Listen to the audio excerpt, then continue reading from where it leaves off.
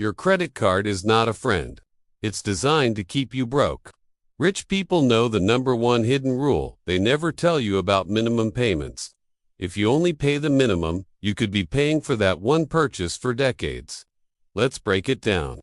Say you have a $5,000 balance on a card with a 24% interest rate. Your minimum payment might be around $100. Sounds manageable, right? Wrong. If you only pay that minimum, it would take you over 25 years to clear that debt, and you'd pay more than $10,000 in interest alone. That's triple the original amount. The bank is making a fortune off your small payment. They love when you pay the minimum because it maximizes their profit. It's a slow, silent trap that keeps you chained to debt, making it almost impossible to get ahead financially. This isn't just about money. It's about your time and your freedom. Every extra dollar you pay above the minimum is a direct attack on the principal balance, saving you a massive amount in interest and years of your life. The system is built to profit from your lack of knowledge. They want you stuck in this cycle.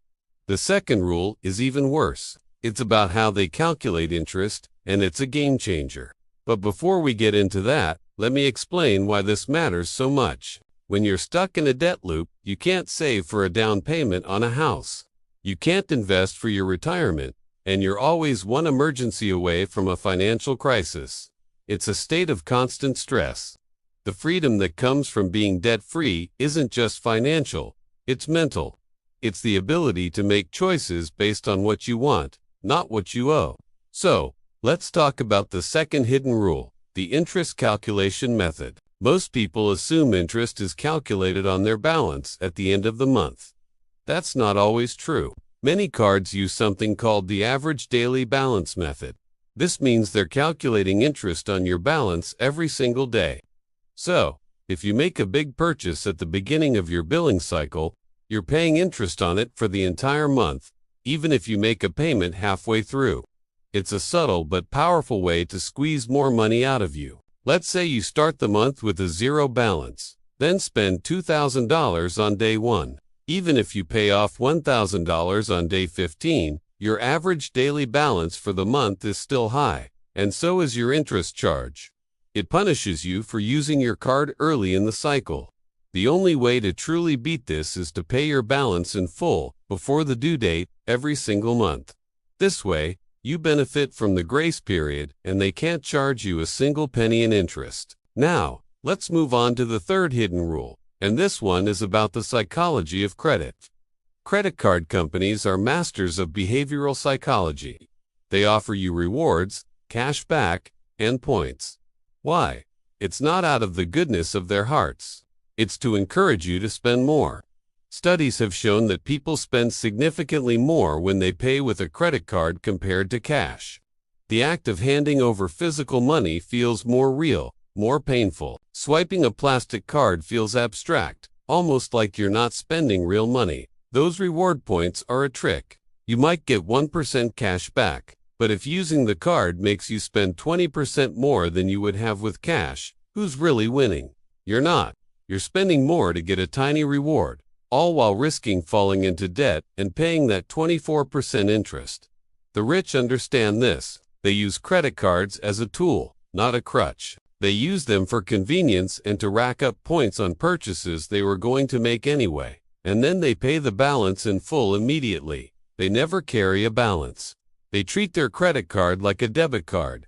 They don't let the promise of a few free airline miles lure them into a cycle of overspending and debt. You have to change your mindset. See the card for what it is, a high-interest loan packaged with clever marketing. Don't fall for the psychological traps. Create a budget, stick to it, and use your card strategically, not impulsively. The fourth rule is about fees, and they are everywhere. You have the annual fee, which some cards charge just for the privilege of having them. But the sneaky ones are the late payment fees, the overlimit fees, the cash advance fees, and the balance transfer fees. A single late payment can cost you $30 to $40 instantly. But it's worse than that. One late payment can also trigger a penalty, APR. This means your interest rate can jump from, say, 24% to over 30% overnight. And that new, Higher rate can apply to your entire existing balance, not just new purchases. It's a brutal penalty that can make it exponentially harder to pay off your debt. Then there are cash advances. Never ever take a cash advance from your credit card unless it is a life or death emergency. The fees are usually a percentage of the amount, often around 5%, plus the interest starts accruing immediately. There's no grace period for cash advances. The interest rates are also typically much higher than your regular purchase APR. It's one of the most expensive ways to borrow money on the planet. And balance transfers. They might offer you a 0% introductory rate, but they'll hit you with a transfer fee of 3 to 5% up front. If you're transferring a $10,000 balance, that's an immediate $300 to $500 fee. These fees are pure profit for the bank and a huge drain on your finances. You have to read the fine print. Know every single fee associated with your card and avoid them like the plague. So how do you escape this trap forever? It starts with a plan. The first step is to stop adding to the debt. Cut up the cards if you have to, or at least freeze them in a block of ice in your freezer. Seriously, it creates a barrier to impulsive spending. Second, you need a debt repayment strategy. There are two popular methods: the debt snowball and the debt avalanche. The debt snowball involves paying off your smallest debts first, regardless of interest rates. This gives you quick wins and builds momentum and motivation. The debt avalanche method involves paying off your highest interest debt first. Mathematically, this saves you the most money in the long run. Choose the method that works best for your personality. The most important thing is to be aggressive. Throw every extra dollar you can find at your debt. Can you pick up a side hustle? Sell things you don't need. Cut back on subscriptions or eating out. Every dollar counts. While you're doing this, it's crucial to build a small emergency fund, maybe $1,000 to start. This will prevent you from having to rely on your credit card when an unexpected expense pops up, which keeps you from going deeper into debt. Escaping the credit card debt loop is not easy, but it is absolutely possible. It requires discipline, sacrifice, and a clear understanding of how the system is designed to work against you. By understanding these hidden rules, you can turn the tables. You can stop being a source of profit for the banks and start building wealth for yourself. You can achieve financial freedom. Thanks so much for watching.